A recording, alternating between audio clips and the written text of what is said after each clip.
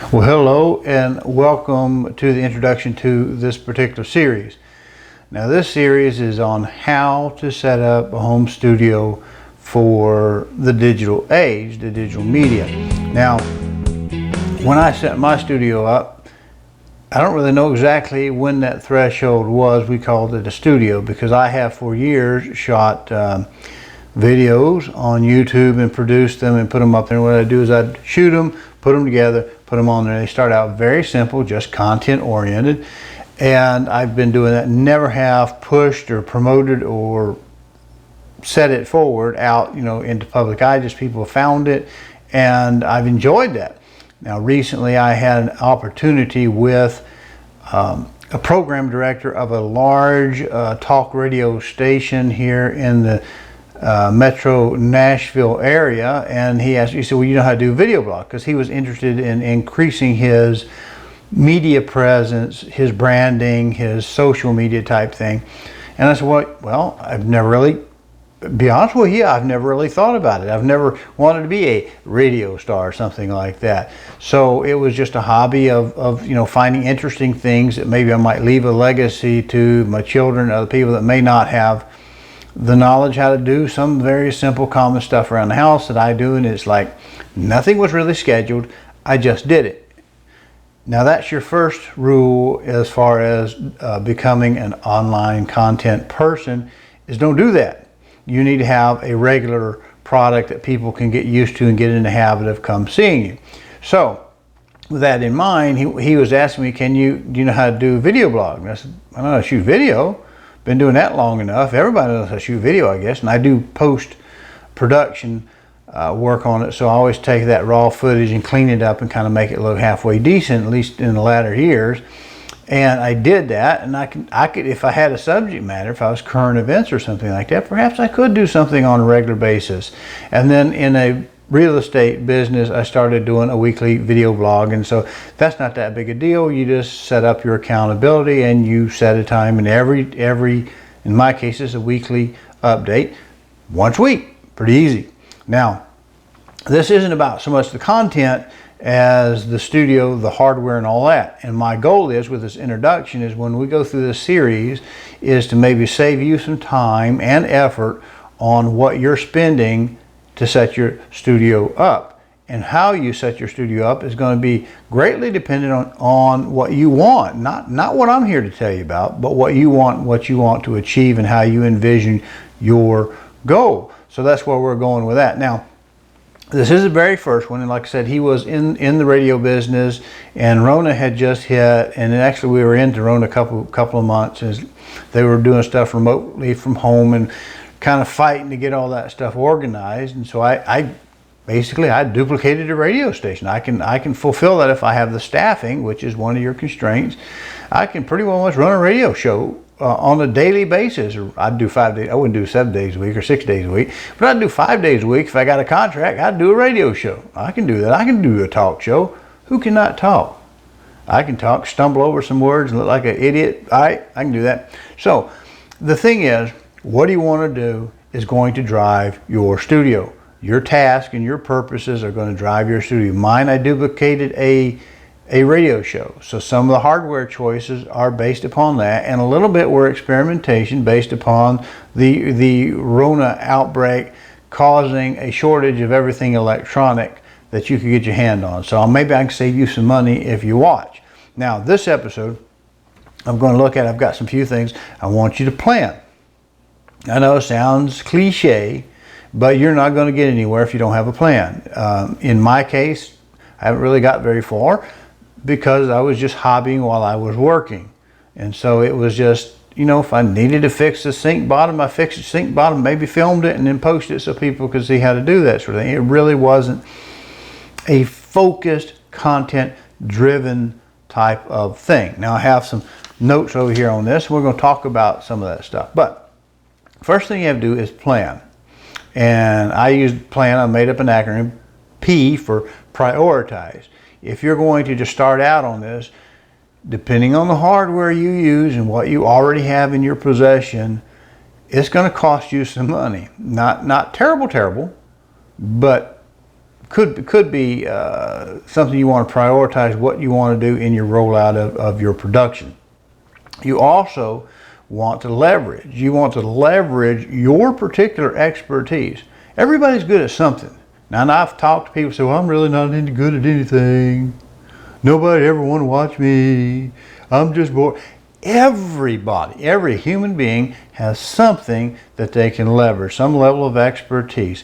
I don't care, maybe you're a mechanic, maybe you're an S11cE certified mechanic, maybe your beloved is a whiz with the Cricut or the Silhouette and does invitation, can do wedding invitation, maybe somebody is into quilting and they just kind of want to document that. That's a great thing. No matter what your expertise is, a lot of people go for, you know, current events or politics or whatever, and that can work for you, but it can also divide your potential contacts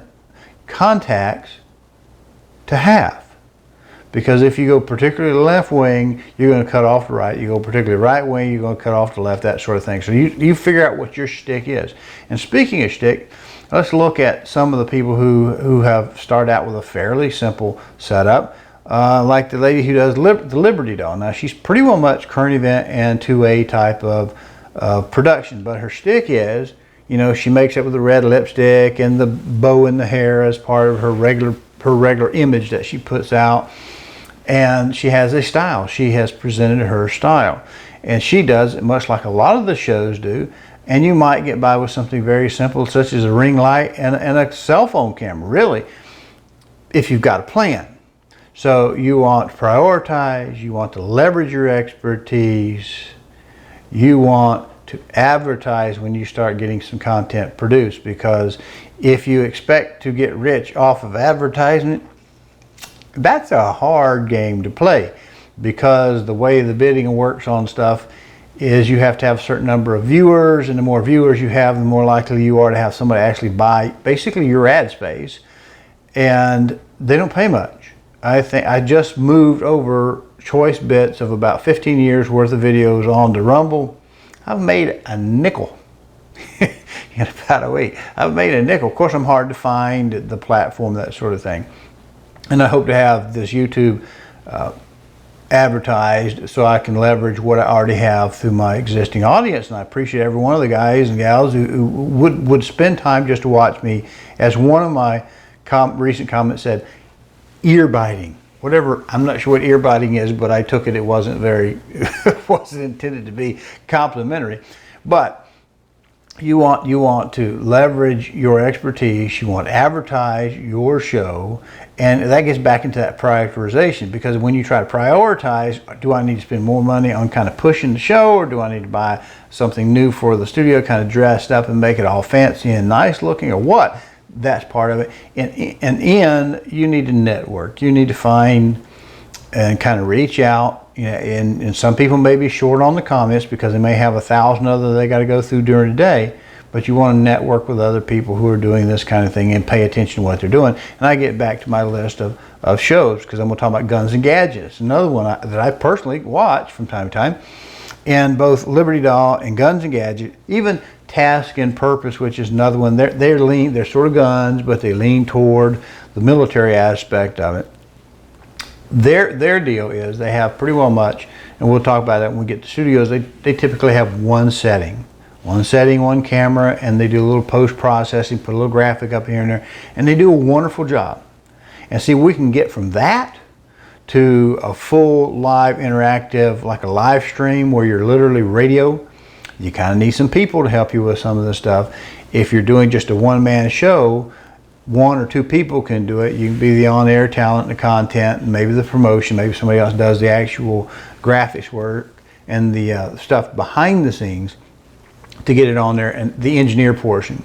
And usually with radio you have like 3 main people. You have on-air talent, and then you have, of course, your engineer who makes sure all the feeds and everything are running, all the video, the audio is there where you think it's going to be, when you think it's going to be, the switching back and forth.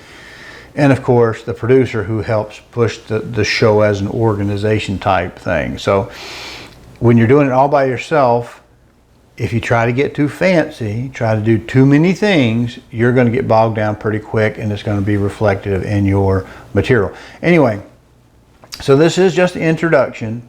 We're going to go through, I think, some of the specific examples that you can look at and say, yeah, I kind of like what they did. I can see what they do, and let me ease into something like that.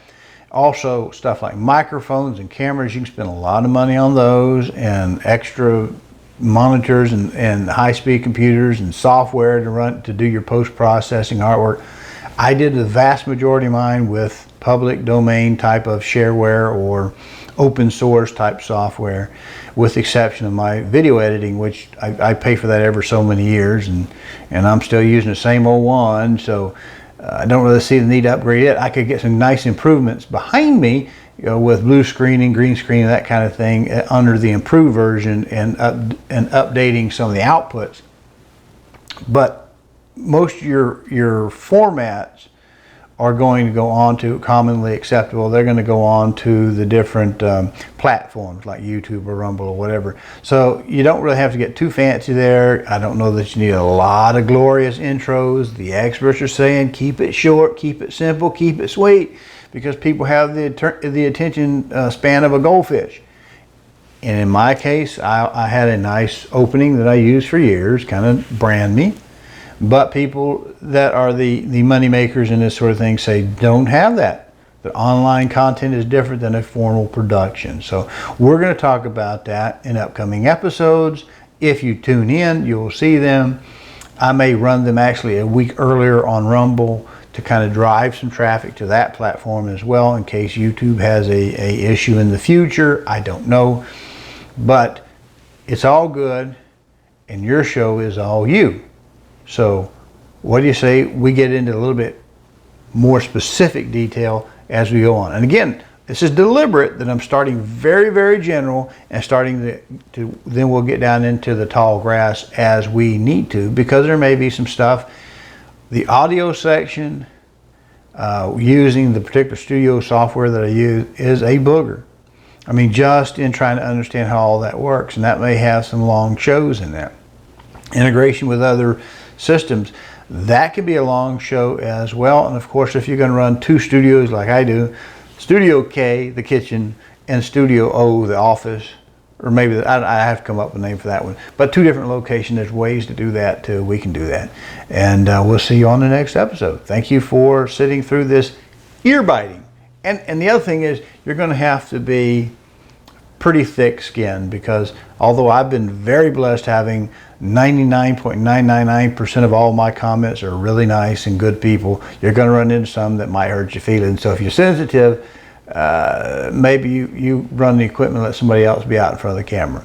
So that's it. Thank you. Come back and see me next episode.